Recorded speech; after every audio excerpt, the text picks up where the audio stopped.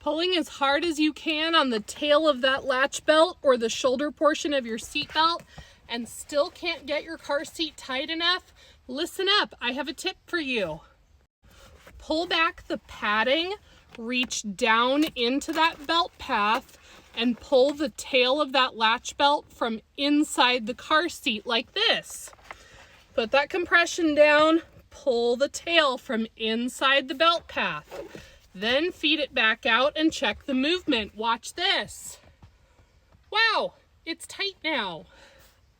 I have less than 1 inch of movement side to side and front to back because I pulled from inside the belt path of the car seat.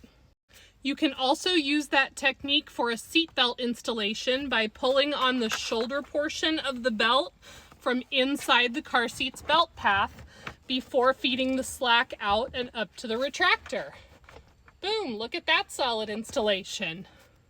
You can even do this on a forward-facing car seat. Pull back the padding, reach into the belt path, and pull from inside the car seat to get a tight installation. And once that installation is tight, don't forget that top tether for your forward-facing car seats. So pull the tail of the latch belt or the shoulder portion of the seat belt from inside the car seat's belt path for a secure install with minimal effort.